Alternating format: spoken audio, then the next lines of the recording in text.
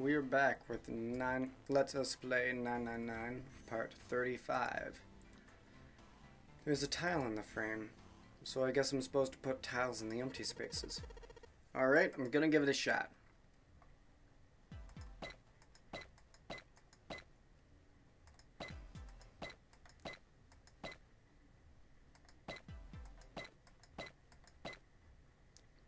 I don't remember what we're supposed to go here. Alright.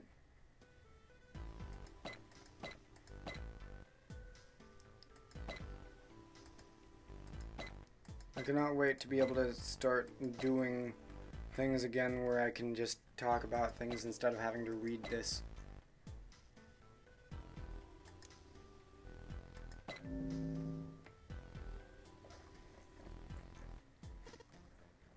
Yes! I did it! There, picture complete. And there goes the frame. What's this? What do you mean, what's this? Pretty obvious, isn't it? It's a hole in the wall. Like a hidden safe or something, you know? Anyway, let's take a look. I think there's something inside. Whoa! This is one of those Moss symbols.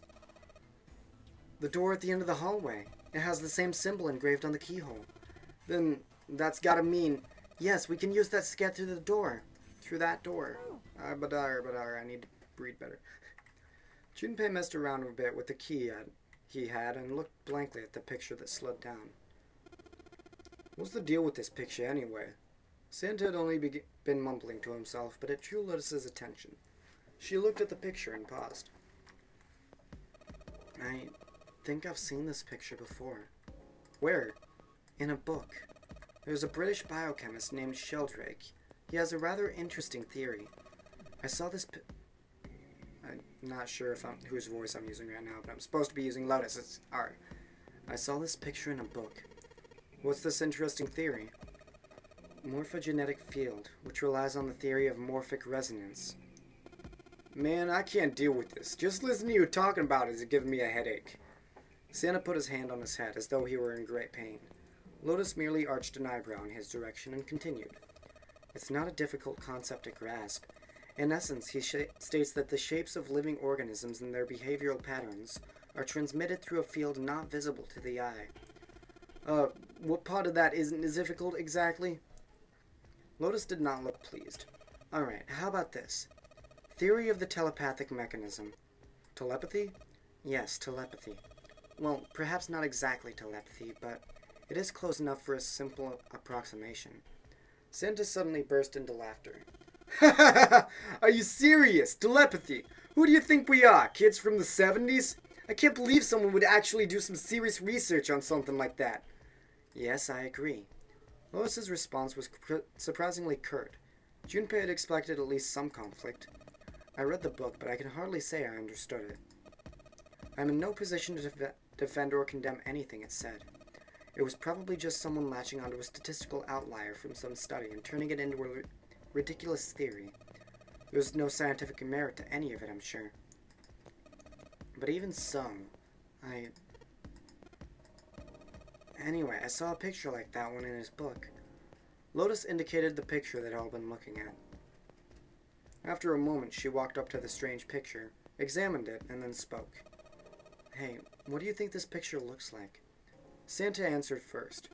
What do you mean? Isn't it just, like, abstract or something like that? It's just black and white scribbles. There's no meaning there. That's it. What about you, Junpei?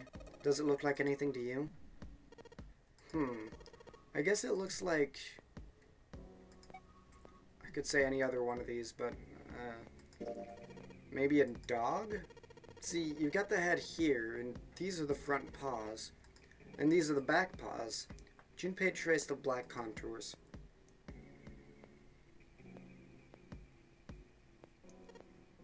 See? Ah, I see it. I guess you got a point. Santa, despite his constant aloofness, was clearly impressed. Junpei glanced over at June. She looked stunned. How did you know? You're right. I didn't think you would have been able to guess that. For a brief moment, Junpei felt a swell of pride. So? Now we know what it's a picture of, but I don't see how that helps us. Lotus nodded and began to speak. A TV show from Great Britain did an experiment once. They took two similar pictures. Both of them were difficult to identify initially, but once you'd figured out the answer, you couldn't see it as anything else. The first picture was a woman wearing a hat. The other one, well, to make it easier, let's just say it was this picture of a dog. So, their experiment. First they sent the picture to other parts of the world where the British radio and television didn't reach. To Ireland, the US, Africa, Europe, etc. Then, in each country, they gathered a number of test subjects. All in all, there were roughly 1,000 people. Those 1,000 people were shown the two pictures and asked, what does this picture look like to you? The results, and in and of themselves, were not terribly interesting. 9.2% of the people saw the lady in the lady picture. 3.9% saw the dog in the dog picture. Then, 2 days later, they broadcast a new show. During the 30-minute show, they broadcast the dog picture and its solution. The audience was estimated to be 200,000 people. After the broadcast, it could be assumed the number of people who knew the solution to the dog picture now totaled over 200,000 people. After another 2 days had passed, they gathered a number of research subjects from areas where British TV and radio did not exist. This time, they were only able to find a sample of roughly 850 people. Naturally, none of them were people who had participated in the first test. They were, however, given the same two tests and the same two pictures. The results were shocking. 10% of the people saw the lady in the lady picture. The previous test had yielded a 9.2% success rate. The change was not statistically significant. The dog picture, however, produced a very different result. The percent of people able to successfully find the dog grew from 3.9% to 6.8%, a very significant increase. So do you understand? Do you realize the significance of this experiment? There was no way the second group could have seen the picture. They lived far away from Britain and couldn't have seen the picture. But even so, it was only the success rate for the dog picture that went up. Why? How did that happen? What does this mean? Lotus looked back and forth from Junpei to Santa and back again. Normally calm and collected, she looked now as though she were very nearly possessed, and there was something manic about her manner. Santa took an involuntary step backwards. Doing her voice makes me run out of breath. Junpei didn't bulge and stared straight back into Lotus's eyes. Does this have something to do with that field or whatever it was that you were talking about earlier? A field not visible to the eye? So, if more people know the answer, then that information will pass through the field. Psych! Her manner suddenly shifted, and Lotus smiled broadly at Junpei and Santa. She waved her hand dismissively, doing her best to laugh the whole confrontation off. Oh, I was just kidding. You really shouldn't take me seriously. Well, I mean, the things I just told you about are true. They really did happen, but the results of that experiment really aren't anything to go by. They could have easily falsified them. In the end, I'm sure they were just in it for the ratings. They are a TV station, after all. At last, it seemed that Santa had gained control of his composure. Right! Man, I gotta admit, you had me there for a minute. I really thought you were serious. Of course not. Like I told you before, I'm sure it's all just pseudoscience. Oh, right, okay. Santa and Lotus laughed and gave one another jovial claps on the shoulder. Junpei, however, didn't feel so much like laughing. Something felt wrong. Unclear. Alright, enough nonsense. We've got the key, let's get out of here. Word. Lotus and Santa walked away from the picture, but Junpei stayed, staring at the picture of the dog. A field not visible to the naked eye. Morphogenetic field. The more he thought about it, the more his head hurt.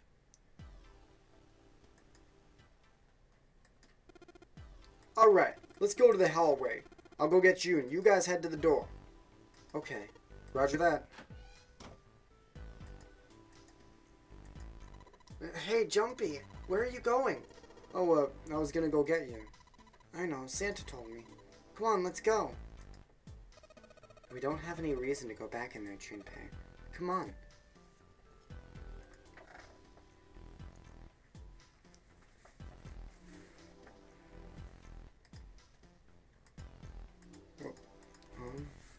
Got her here and back in the hallway. Yes, it unlocked. Good job, Junpei. Good, now we can get going. Come on, what are you guys standing around for? Let's get out of here. Come on, Jumpy, let's go. Alright, let's go.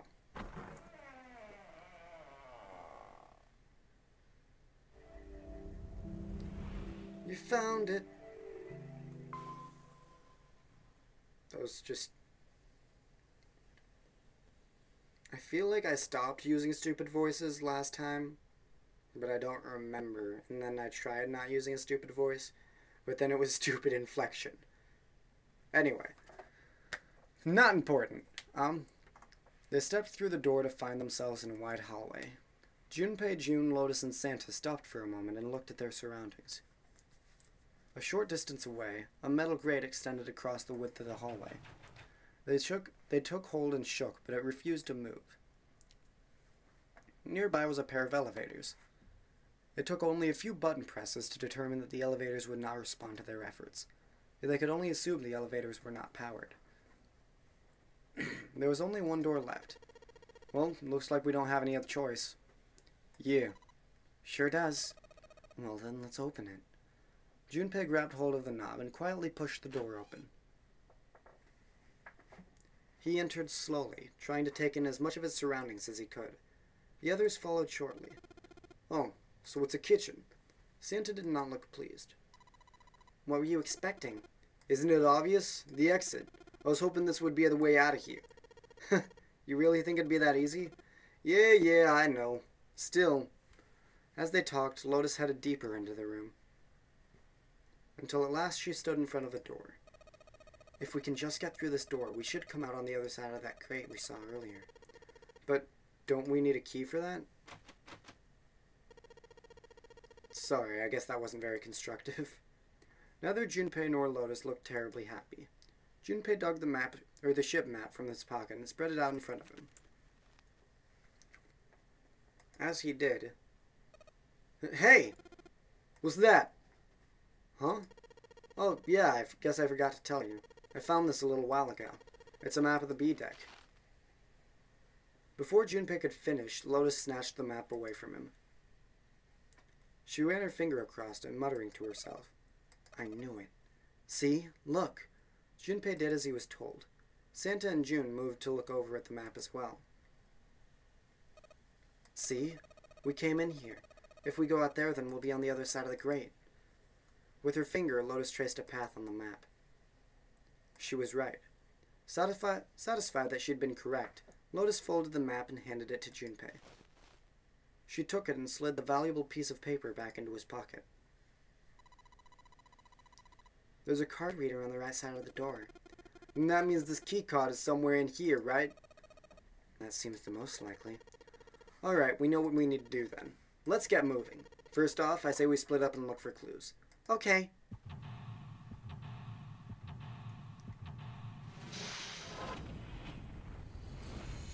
Seek a way out.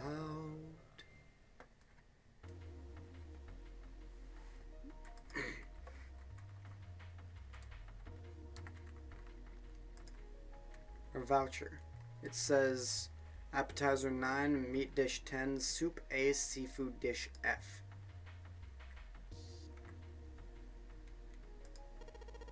All we've got here is a pot and frying pan. Oh, and a pressure cooker. Well, I guess we could use some of those as weapons. What kind of an idiot are you? You gonna run around holding that thing while you're looking around for the dead? Hey man, it was just a joke. Why are you so serious? Or why so serious? It looks like you can enter numbers into this thing. Is it an oven timer? It's probably for entering a passcode. After all, the oven door is locked. My guess is that it'll open if we put in the correct code. These buttons are for entering a passcode. We don't have a passcode yet, though. I should probably look for some hints before I start messing around with this thing.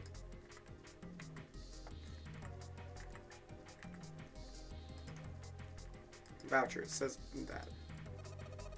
This looks like a serving table. I would imagine food is put here after it's prepared so that the waiters and waitresses can take it out to the customers. But something doesn't seem right here. Why are there so many plates? Those 9 plates look pretty expensive. They're plates for appetizers. Remember, appetizers usually come on square plates. Okay, well, excuse me, princess. 1, 2, 3... There's 10 of them. If you flip these over, they look like hats. The middle's super deep for a plate. They're soup plates. They're made that way so that soup doesn't spill. If we ever get out of here, you should treat yourself to a night to stay around. What makes you think a poor college student has the money to do something like that? I think there are 15 of these plates. I'm assuming they're for seafood.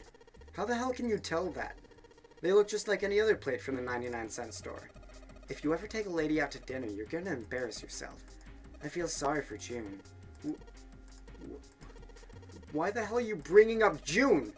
The lady doth protest too much, methinks. You are not terribly subtle. There's a bunch of little wavy ridges on this plate. Those plates are for serving meat. Ugh, you really are ignorant, aren't you?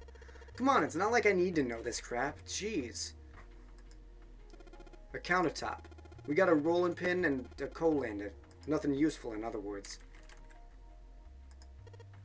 Wow, this pot looks like it's made out of silver. I bet drinking tea from this pot would be really yummy. Spending a day off with June, drinking tea. Could such a day ever happen for me? Jumpy? Oh, nothing. We don't really need hot water, so we should be moving on. Ha! Anyway. Well, they technically don't, but anyway. A whetstone? What are you planning to do with that? Oh shit, don't tell me you're gonna try and smash open the card reader. Are you an idiot? If you do that, then we'll never get out of here. Oh, yeah, I guess that would be bad, huh? This whetstone's only gonna be useful if we need to sharpen something. What a coincidence! We're gonna need to sharpen something! The sink. Still got water in it. There are a couple plates in there, but I don't think they're gonna help us much. Oh, a countertop. There's a rolling pin and a coal lander here. Nothing useful. I don't know what a coal lander is. Alright, it's going. Do you think this was all part of Zero's plan? Probably. Kinda hard to believe there's a chef on board somewhere. I wonder what this drawer is. You see the metal grate on top of the grill? They make it like that so the fat and juices can drip off the meat while it cooks. A frying pan and 2 kinds of pots.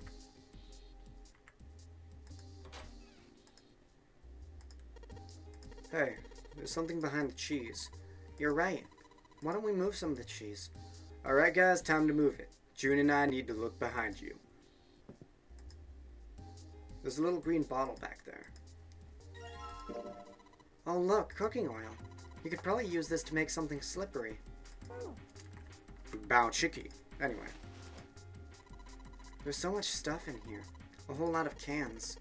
It's probably a pantry.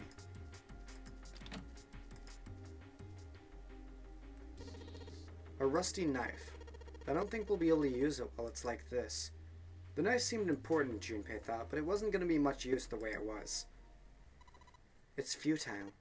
Futile? You know, a waste, useless, pointless. Oh. Any particular reason you wanted to bring that up? Oh, no reason, really. I was just thinking about futility. She wasn't making much sense. Junpei tried rephrasing his question. Why were you thinking about futility? At last she answered. Well, it has something to do with the Titanic. The Titanic? Yep. Have you ever heard the story that the sinking of the Titanic was predicted? Oh yeah, I know what you're talking about. There was a novel that had a bunch of stuff in it that described the sinking of the Titanic before it actually sank. Yeah, that's the one. The title of the novel is Futility. It was written 14 years before the Titanic sank. But, I know. I mean, I didn't know the name of the book, but the story was the same, right? It was just like what happened to the Titanic? Yeah. Well, I heard it was all a hoax. A hoax?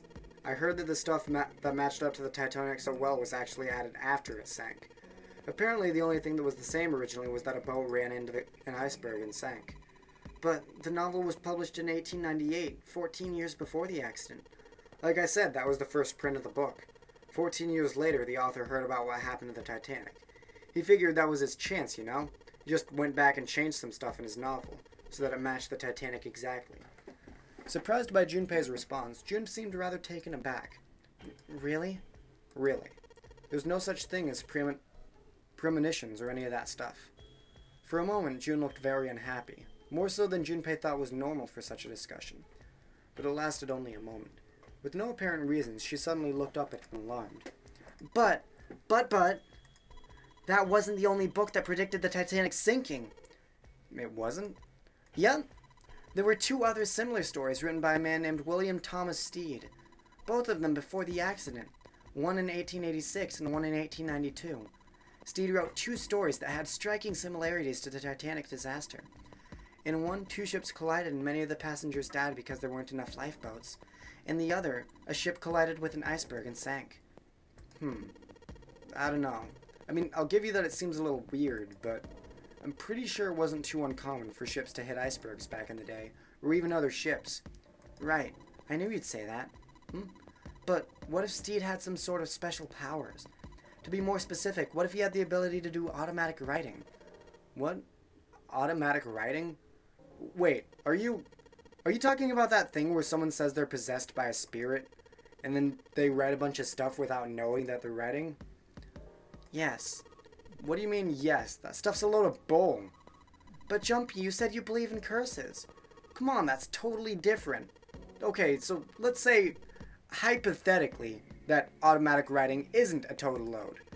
These guys still couldn't have predicted the sinking of the Titanic. When the Stead dude wrote his thing, nobody had died on the Titanic yet. So if automatic writing about being possessed by spirits of dead people is... Who the hell possessed him so that I could write that stuff? Hold on. So if automatic writing is about people being possessed by spirits of dead people, who the hell possessed him so that he could write that stuff? That's not it. What's not it? Stead wasn't possessed by a spirit. He was doing the possessing. What are you smoking? William Thomas Stead was a passenger in the Titanic. He just wrote down what he saw with his own eyes, 20 years before it happened. He decided it was probably best to say nothing. What Jun was saying was insane and utterly absurd. If he tried to take what she was saying seriously, he'd go mad. Junpei smiled uncomfortably.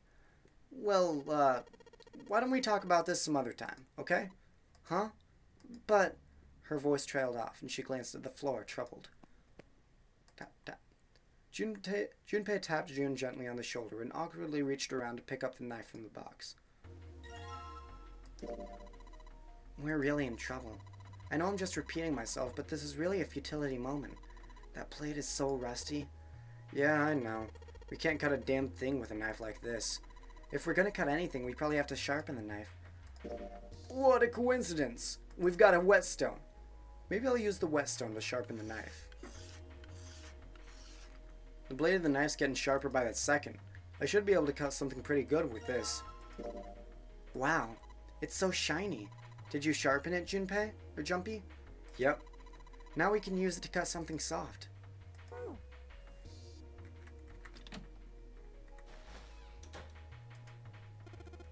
It's a note. It's got a bunch of stuff written on it, but it doesn't look like a code or anything like that. Next time, the freezer.